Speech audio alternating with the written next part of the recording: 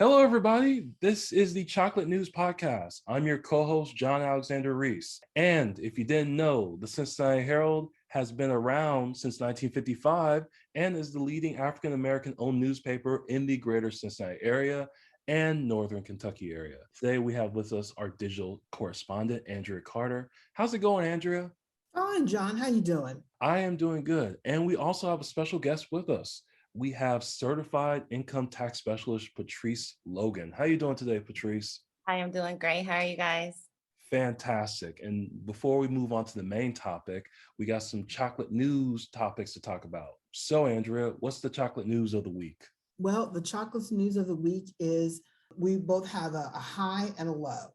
So I'm going to start off with an interesting high. Well, we celebrated Martin Luther King Day on Monday. And, despite the snow and the cold air, folks got out and marched, stood up for their rights. They want the, they want the Senate to pass voter rights legislation, because what the Republicans are doing around the country is just unfortunate.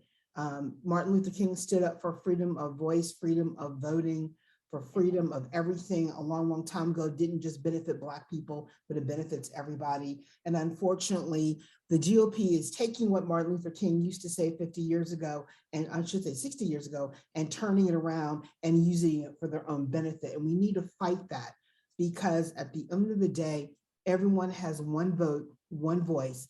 And if you don't speak up and act, your voice will be muffled, and the consequences that you will reap the consequences of no action. And so that's what happened today. I wholeheartedly agree with that. And it's really sad that now that we're into 2022, that we're still having this conversation about just voter rights and voter suppression. So definitely, I back you 100% with the fact that we need to be informed and just be out and take action against what's going on, because at this day and age, it's just a travesty that we still have to have this discussion. Well, I think it's kind of sad that a political party that always stood up for what is right about democracy and freedom and what it meant to be patriotic has become bastardized by a gentleman who wants to be a king and wants to lie his way through life and doesn't want to suffer any of the consequences of what those lies present and do.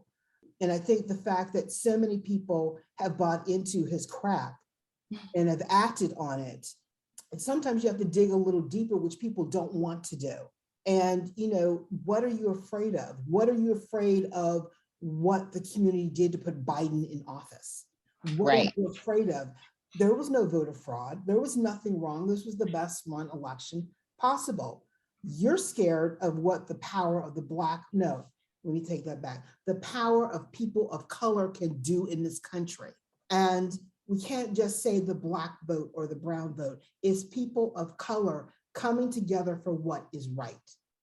And I think the debate that's going on right now in the Senate is going to show people who stands on the side of right, who stands on the side of wrong. And when democracy dies or becomes something totally different, we all can then stand and point to the people who are responsible. Yes. And, at the end of the day, you got to take care of what you believe in. But sometimes you got to accept when you don't win. And the Republicans are so busy trying to stay in office, they're very slowly losing office. They just don't see it. And it may not happen the way we want it, but it's going to happen, because God don't like ugly. And at the end of the day, long as you stand on the right by God and what you stand in and believe in and do right by your people, you will come out on top, because cream does rise to the top. Yes. Even with a little coffee. So I like that saying. I'm gonna have to steal that. Thank you. But also, what I wanted to point out was, and I find some of these conservative politicians a little hypocritical, is because every year on Martin Luther King Jr. Day, they always spout the same thing. Oh, Martin Luther King would have wanted peace and unity for everything. But at the same time, they're shoving all these voter restrictions down people's throats and just making it harder for people of color to vote, especially in Texas and Florida. But I just find that funny. It's just like they like one aspect of King, But whenever he talked about poverty or voting rights and all that stuff, and now they get kind of silent on that. It's just like they want to ignore that. And Yeah, they pick and choose politics. It's like you pick and choose what works for you when it comes to politics, but it's never like what's morally right. It never really makes sense. And then it's just like we send these people up here to make these decisions, but really are they listening to the people, or because they really can't, because that's not what we're saying. They're not doing anything of what we're saying, what we're feeling, where our morality is. None of that. So yeah. I'm just waiting on the one political leader who has the balls to stand up and put people in their place and get the job done. Now, Biden has done an effective job of bringing this country from the brink of what was the pandemic. Yes. He's done an excellent job in his first year in office. But unfortunately, we need that guy who was in the Senate so many years ago, blistering and pounding the desk and everything. Where is that guy? Where is that Joe Biden? Because we need that guy to do something about Manchin and Sinema and make them do right by the Democratic Party, or and work or work on a few Republicans who will not suffer the consequences if they vote a different way. It's kind of like we need the energy to match the people. We need representatives to match the energy of the people. Like, we have so much fire, we have so much passion, we have so much fuel, and no one is representing that energy. Nobody is talking about the things that we really care about, that's important to us, like voters' right. Like, why are we still discussing voters' right? Like, well, when you have a group of people taking a lie and acting upon that lie so they can stay in power, you have a problem. There's a sickness in this country when you have individuals who don't care about you, but just to stay in power. Yes. There's a problem. There's a reason why Caesar fell. There's a reason why kings fall or got conquered. There's a reason why we have dictators eventually get destroyed. Yeah. Power corrupts, and eventually when people can't take it anymore, they do something about it. Unfortunately, how the folks who disliked what happened last November when Biden was elected acted in a way that was not appropriate. Nope. If you don't like what happened, then show up at the ballot box the next year and vote. That's our system. That's what we got. But what they did instead is they listened to a fool who said, let's walk to the Capitol, and he went ahead in the White House when everyone else did his bidding. Yes. Then he didn't want to stop him, and everyone was saying, you got to stop him. You didn't stop him because it spun out of control. God help, thank God. No, I take that back. Someone did die. But no, I'll take that back. Thank God no legislator was killed that day.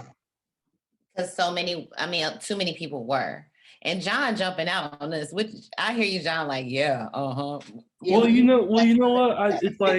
It's like I said it once on this podcast, and I'll say it again. Misinformation is going to be one of the downfalls of society, and we really need to do something about it, because there are still people waving Trump won flags, just people just listening to misinformation, conspiracy theories. And you had our former president promoting these conspiracy theories. This is what was going to happen, and that, you can't even trust the election, which was this past election was the safest election in history. But when you have people, they just refuse to listen to facts. It's like there's only so much you can do.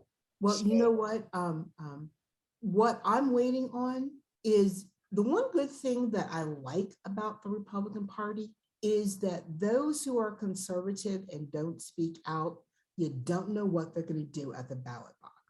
Some of them may fear the future and the unknown, and they'll vote a certain way. But that silent majority is so silent to what is happening. I want to know when that silent majority and those Republicans who have left the GOP, when are they going to stand up and speak? when are they going to act to correct this situation? Those are the people I'm calling out. When are you going to stand up for right and what has been your party and what they have stood for? When are you going to say enough and tell the leaders who bought into this crap and want to, trying to maintain the power based on this crap, say enough. You're so busy keeping it, you're destroying us. When did that happen? Well, you know what? Some of them, well, they're not online. I can tell you that, because only the loudest voices are online. It's like an echo chamber in there. Well, I mean, it's unfortunately the silent majority's got to step up. Everyone's got to step up and show their colors. And I think it just kind of brings me back to the beginning. For me, it's like, we always know the obvious. Like, we can list and point and write down things that we know is wrong. But now, when are we going to be at the point of, what are the plans to make it better? What are the steps? Like, what are we going to do? Like, we are the people. We really are. I mean, yeah, we don't have politicians that have the same energy as us, because if we did, it'd probably be a different, like, it was a twisted energy that caused those people to have a false belief, to storm the Capitol and commit like like something that's going to be in the history, and we are a part of that. Like, that happened during our time, and it's like, but they did it behind something that was foolish, that was dumb, that made no sense, that was back against nothing. So when is it going to be like some real solutions to make things happen? When is going to be a real outline and a plan to, we know all the things that's wrong. Mm-hmm. Well, King was working on that. He was trying to help against the fight of poverty. Unfortunately, he was assassinated before he could do anything about that.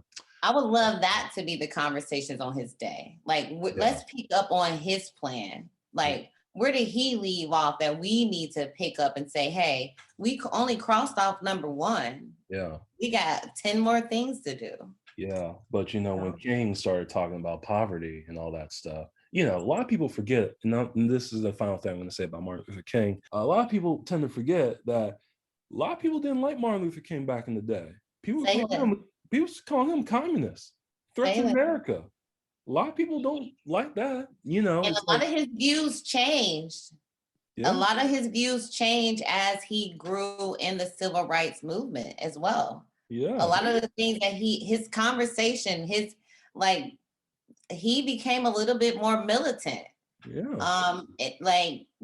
So I'm with you, John. I'm sorry. Go ahead, John. Yeah, we gotta move on, but well, I mean, that is something that this is not going to be the end of this conversation, but we all got to be a little militant and get out there and protest and do our thing and keep putting the pressure on. I mean, let's continue to live the dream. The dream has not been fulfilled, so I guess that would be a perfect place to leave it on. Like, we're still trying to live and achieve the simple dream that this man had. Yes. Definitely. For us. Definitely. For that being said, I know I think our current dream right now is to have a more normal life. But have my motto is have mask, we'll carry, we'll move on. That being said, so the White House opened up the website for everyone to order COVID tests. So everyone could have COVID tests on hand. So you're able to test yourself to make sure whether or not you have the virus or not. On the Cincinnati Herald, we put on the website the link so everyone could order their free at-home COVID tests. I hope everyone takes advantage of this to have COVID tests on hand, because we'll be living with this for a while, but you know what? Life is still moving forward. We're still living. I'm on a girlfriend's trip right now. We lived in mass, but you know what? We were having fun. So because life still goes on in spite of, and that's the thing, and because life is different now, and that's the whole thing. I don't think we check in with each other on how different our life is. Just 4 years ago, our life was totally different than it is now. Well, I think we lived through the anxiety of a virus that came out of the blue. We have lived through, everyone has experienced a loss throughout this pandemic of some sort. Yes. This nation, from that anxiety and that loss, we're still grieving. We're still dealing with it. We have whiplash, pandemic whiplash, if I can use that term, because we keep saying, okay, it's getting better, it's getting better. Oh God, we have another variant. It's getting better, it's getting better. Oh God, it's going to peak. Oh no, we're going to shut down. Okay, it's getting better. We're going to live through this for a while. This is a new disease. It happens. And because our bodies have gotten used, we're getting vaccinated against all the other stuff that we've fought against and lived with before. This one disease has just taken it around the world. And I think if we all do our part, get our tests, have our masks, get vaccinated, move on. You can live, you can work, you can breathe, you can, do, sky's the limit. I just survived a bout of COVID, and let me tell you, it's no joke. The first couple of days, I had a fever and my whole body was aching. It's like someone just pummeled me, but I did get better. And thank God for the vaccine and the booster, because it would have been a lot worse. But I'm glad that the government is giving out these free tests, because I had to pay like $24 for one of the testing kits. So I hope now that they're giving it out free, this will encourage more people to get tested and, try to be safe. And eventually all this that we now have free, eventually we're going to have to pay for. Oh, yeah. So, I didn't want to get caught, but also I wanted to be in a position because of what I do, and I'm out in the public, and I have older family members, and I'm a very public person. I want to make sure that as I do my job, or I advocate for people or keep people safe, I'm doing my part to help the world get better through this. And if everyone took on that attitude, this would not be an issue.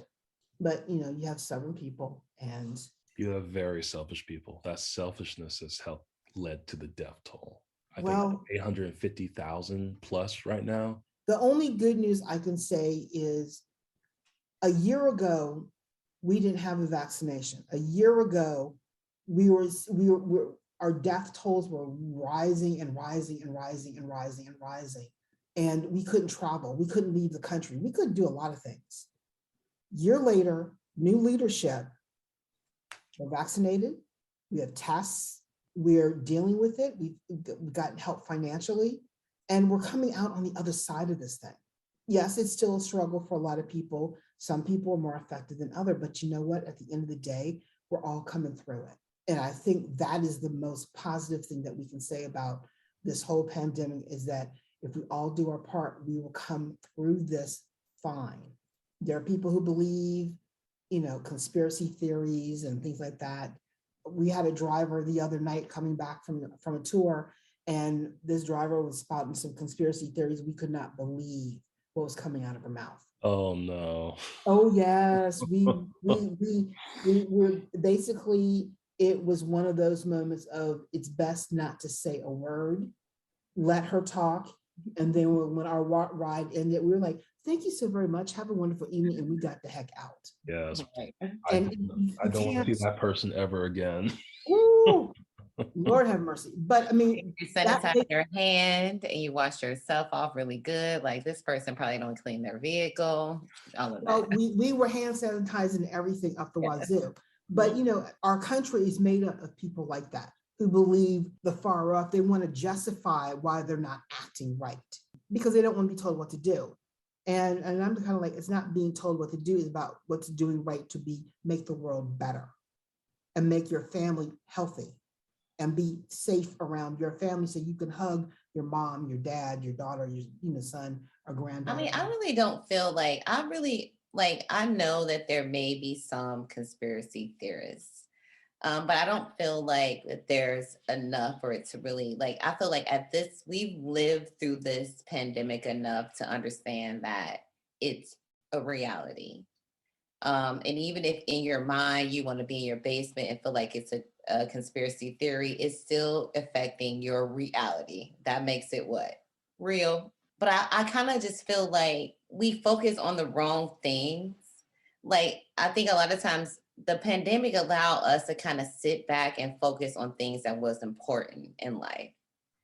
And I feel like it really kind of gave people perspective, and because they had to sit back at home, they had to homeschool, they had to kind of figure out and manage their life. They had to really readjust their lives differently.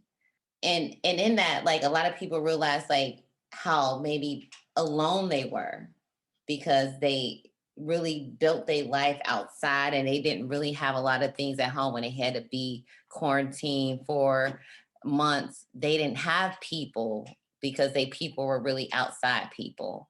And then I kind of made them to readjust their life on what was important to their life. At this point, I kind of just feel like we all know that the pandemic is real.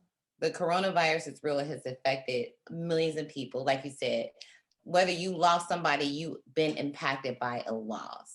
So, we talked about MLK Day, we've talked about the COVID, but the biggest thing, I am so excited.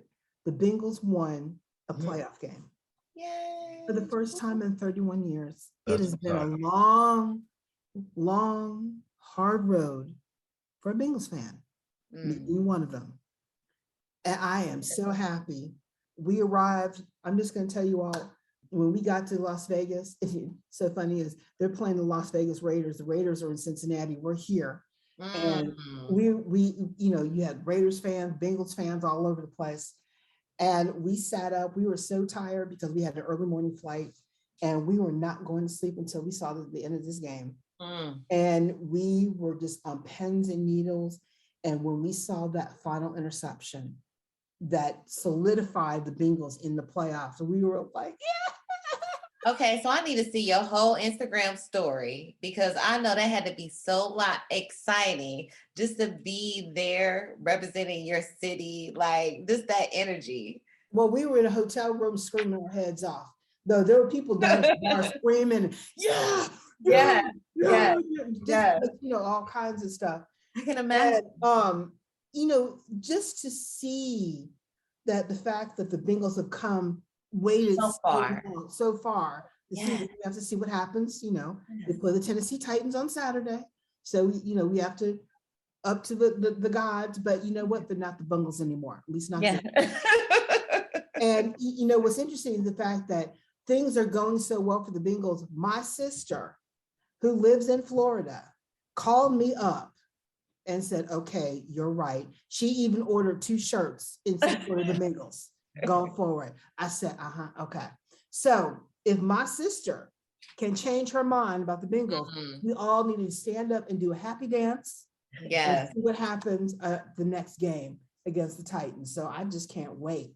Yeah, but no, I'm so happy the Bengals won because growing up in the 90s and seeing the Bengals just struggle was really hard to watch. And then when Marvin Lewis came and the Bengals going to the playoffs for the first time in years, it was like, oh, this is so exciting. But they lost the first round of the playoffs. Then they went to the playoffs again, lost the first game again. And it kept happening. Seemed like every other couple of years, but it's so much. I didn't even watch the game because I was just like, oh, they're just gonna lose again. But you didn't watch the game? No, I'm not, because I don't want to be a sucker for punishment.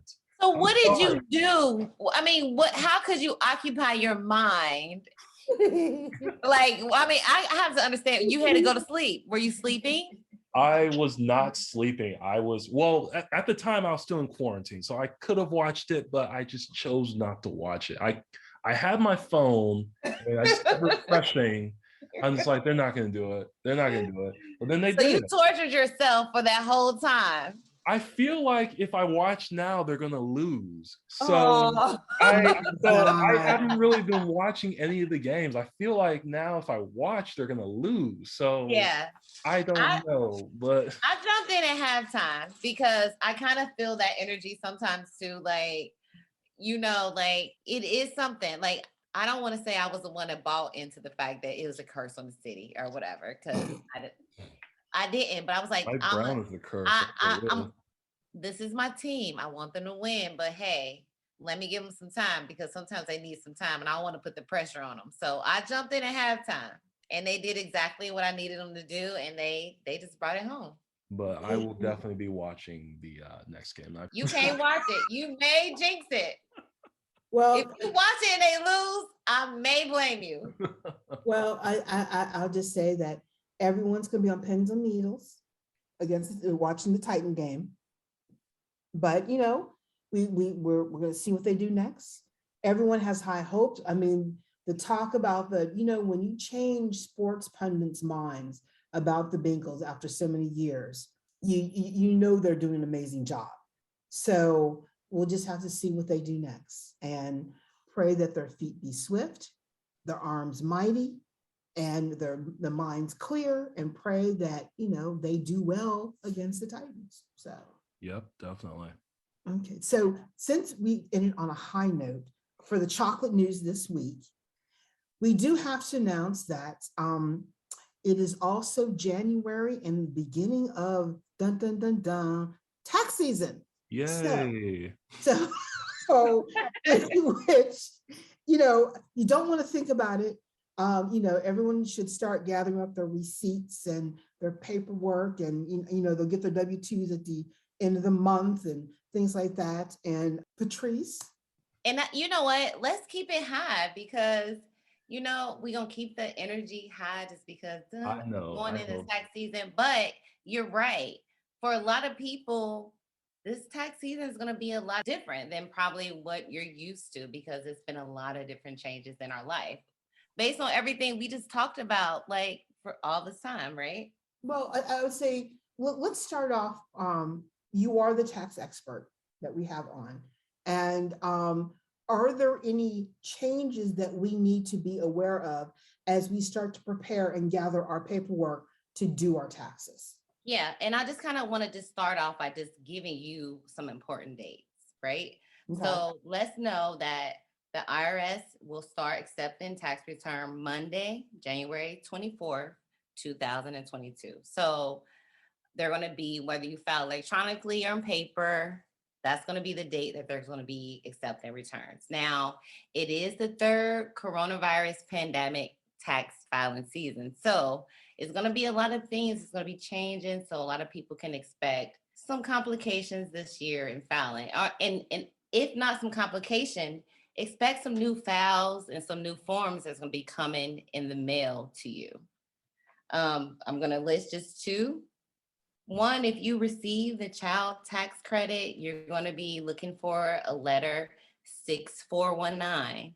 That's going to be coming in to help you reconcile any of your taxes, because, they did give you half of that money. So that's going to be reported on this tax season. So expect your return to be affected by that. So for those parents that receive that money, that's going to be the letter 6419. Some of them, they're going to be coming out that you probably got them already, but give up to the end of this month to get them.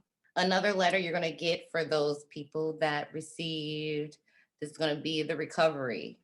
6475 is going to be another letter that's going to be coming from the IRS. So for this tax season, what you want to do is just be organized. Any letters that's coming in, keep them together, and just be prepared when you come into a tax person, or even if you're going to file yourself online, to have all that information available to you. So we just going to jump out the gate to say, hey, expect those two letters if those things apply to you. And there's still some tax changes that's happening this year. Some things are still in the mix. They're still working out, that they can still make changes up until it's time to file. So that's just the two things I'm going to just jump out with at first, and I don't want to overwhelm you with other stuff. So if y'all got questions, we can kind of bounce. Well, I do know that I did hear that the standard deduction was going to go up this year. Instead of it being 12,000, I think it's going to be 12,500. Am I correct about that? I haven't heard anything when it comes to that. I haven't heard anything, so I don't have my book with me. So I would say I'm not really sure. I can't even confirm or deny that. Based on any information that I received, that I didn't notice anything that said the deductions were changing. But you could have looked at something that I haven't, because things are changing constantly, because they're still negotiating, and things are going to change like that until we get ready to file. And even during tax season, just like previous years, we can expect things to change. Well, one thing that I know that has affected everybody's taxes is that, everyone has given donations, whether to the church or a charity organization or to Goodwill. And we've always been able to write that off on our taxes. And then we can still do that. And that's a great thing. And that's actually increased. It increased last year. That still applies for this year. I think it's $300 for that, and $600 if you're married. But I mean, the total deductions out of everything, if it doesn't equate to the standard deduction, then you can't use it. Well, it doesn't, it was not going to make a difference. If it doesn't apply to your standard deduction, and it really is not going to affect your taxes. But I never tell people, I always tell people, for all of those things that you have, bring those in, because you never know how they will affect your taxes. For some people, they do, because maybe they have more medical expenses, maybe they have medical mals and different things, maybe they're itemizing more. For some people, they won't. But you always want to have that information and just keep it all organized, or at least get somebody to help you organize those things. Because a lot of times when it comes to our taxes, we're not informed about a lot of things that we can actually deduct. Okay. I know I donated a lot of things last year because I was cleaning out my mother's house. So, and I know we donated a lot of furniture and a lot of clothes to different charity organizations. Yeah. And, it's just one of those things of where, how do you.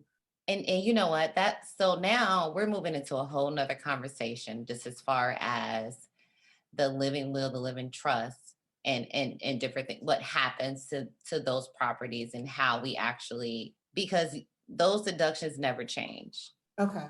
So that's, and so that's kind of a more of that long term of what happens to our property, our money that's in our bank account when we pass away. Well, I'm saying in terms of just taxes, you get the standard deduction. It, like, unless you have like your stuff is in probate court, and then you have a certain special tax filing, that's all going to be on a tax form that there's going to be once you go through probate court and they decide that how that's going to be done. So. Okay. Well, the one I think really truly what I was looking at is, people donate to Goodwill all the time. People all the time. Like John, for instance, he does a lot of driving and he has a lot of miles. Has the federal government increased the amount of money per mile this year, or has it remained the same from last year? Standard mileage right now is still the same. What is that, by the way? I just don't happen to I don't really know it offhand on what the standard mileage is, but the standard mileage rate is the same. And then it really depends on, when it really comes to taxes, just because everybody's tax situation is so different. Like, so for John, those tax mileage could be, maybe he did some Uber, maybe he did some charity work, maybe he has 401k, maybe he has capital gains, maybe he has some unemployment. So his tax would probably be different from somebody else that would probably have child tax credit that received half of that. Maybe their spouse got unemployment. Maybe they didn't get capital gains, but they got enough unemployment that some of that was taxed. Their refund will be totally different. That's a different conversation.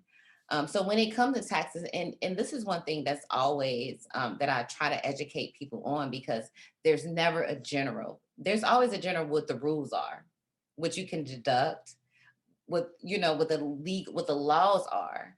But when it comes to what your tax return is not going to look like your sister's tax return, right? Because we all have different tax situations. And I know people who have business deductions or are consultants and have 1099s.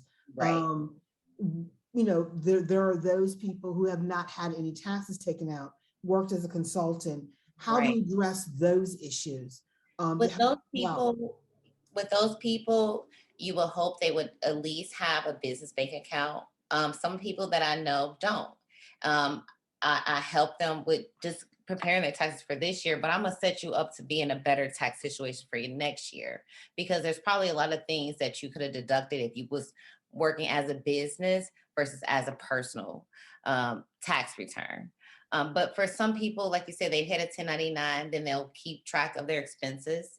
If they keep track of those, and you have to have a log of that. You have to have receipts to show what you can't just say, hey, I did this. Okay, where are your receipts to show that? Because, right now they're saying, even with the Cash App and the Venmo, if you have a business account and they're going to a business account, you will get a 1099K and you will have to report that. That's going to the IRS. So a lot of people, if you have a business and maybe you're kind of doing it kind of business and personal, just try to keep track of much of your expenses that you're doing. A lot of times we can help you with that. If you're doing business out of your home, we can help you with your square footage. We can help you with the percentage of the house that you're using for business. We can help you with the cost of things that you had to buy to do the business at your house. But everything is just different for each person. You just want to keep track of things that you're keeping for your business, that you're spending for your business, separate from things that you're spending for your personal and for your personal. So I think if anything, when it comes to taxes and you're in the situation, even if you're like you're selling, making earrings, you're selling cookies out of your house, you have a business. So those rules still apply. And those are still deductions that you can use to write off percentage of those expenses as well. So just try to keep track of much and educate yourself on what you can write off, or get with somebody that can educate you about it. Now, like Andrea said, I do work for DoorDash, and that makes me an independent contractor. So I do get a 1099 form, around the end of January. And like Patrice was saying, you got to make sure you track your stuff. Like, for example, I have an app called Stride, which tracks my miles every time I drive, which is good because I wish someone was telling me that when I first started, but Right. They didn't tell you that in orientation. no, they didn't tell you that. They didn't tell you that in orientation. No, they just said have fun. Right. But then you can do car washes, your car wash. You can do when you do peppermints and water bottles and things that you Oh, keep to keep your car clean. yeah. So there's a lot of other things that you can still deduct because you use your car to transport people. You probably have to wash your car every other day because people are in your car. It's coronavirus. Why wouldn't you wash your car every day? I do have a quick question though. I know you can track your mileage, but can you write off your gas too? Because I was looking for the answer. Oh, it's just one or the other. One or the other. And more than often, mileage is always better. Right. Mileage is always better. And then think about oil changes. Think about when you need new tires. Right. So, there's a lot of things that we just are not informed of because they don't tell us that in orientation. Right. And if we don't know, we just don't know. So I can write off like repairs to my cars in addition to the mileage too. Yes. All that stuff, car washes. See, You can always write up, there's a percentage of use. Now, if you use a vehicle for 100% of just that, you can write off 100% of your expenses. But if you only use it for 25%, then you only can claim 25% of your expenses. I see. Because it has to be fair, right? Yeah, you right. can't say write off everything, but you're using your car for your own personal use, and you're actually cheating the government, and you don't want to be in that situation. So basically, if you're an independent contractor, take a look at everything that you do with that job that is outside of the norm of what you do for everyday living. Or call me so I can just get you on track, so you can just stay on track and just put yourself in the best tax situation. Just be informed on what you can do and what you can't do legally. Right. And then have the records just in case, because not only do you want to do these things, but you want to have records to show why are you claiming these expenses. So this also has to make sense. So we can make this make sense, so you can keep more of your money. Okay. Definitely. Well, that was very informative. Thank you. Hey, thank you guys. No problem at all. Patrice, where can people find you at if they need help with their taxes? That's a great question. I'm glad you asked, John. So you can call me. And so, tax season is starting, but The great thing about it is that we're doing virtual. So our spots are filling up now. We have people that's already submitting their tax forms and getting ready. They already know what they're doing. They're already scheduling appointments. So if you want to schedule an appointment, you can call me right now. If you have a tax question, you can call me. Our number is 513-341-6018. You can always go online too and reach us at your service tax prep. So I don't think I introduced myself that way, did I? So the company that I do work for is At Your Service Tax Prep, AYS Tax Prep, TAXPREP. You can look us up online on Facebook. My name is Patrice Logan as well. That's PATRICELOGAN. So you can Google me on any type of platforms to find me. Tax questions, we're ready. You can call us to reserve your spot. So you can do it a lot of ways. You can come to our office. We have an office downtown. We have another one in College Hill. You can submit your papers all online. We can do a virtual appointment, or we can come and pick up your forms and we can drop it off for you to sign. We're really trying to make it convenient for some of our customers. They want it non-contact. Some of them, they want more of a sit down. They want to plan for their future. So we offer the service based on what you need. Okay, well, we'll definitely put that information in our bio. But I want to thank you so much, Patrice, for coming on and sharing your tax knowledge with us. You're very welcome. Thank you for inviting me. I had a great time. And thank you, Andria, for talking about all the chocolate news of the week. Thank you. I mean, it's been watching the news, watching everything that's going on. So I'm really excited to see what else is going to happen this week news-wise. So just keep us close. Check out our newsletter, check out the website, and we'll always have some chocolate news ready for you. Yes. And remember, you can check out past podcast episodes too at www.thecincinnatiherald.com. And like Andrea said, the Sesh newsletter and our social media. We're on Facebook, Twitter, Pinterest, Instagram, and LinkedIn. And make sure to subscribe to our podcast on your favorite podcast app. Our podcast is on Apple Podcasts, Spotify, iHeartRadio, the Facebook mobile app, YouTube, and Google Podcasts. I'm John Alexander Reese, and have a good day.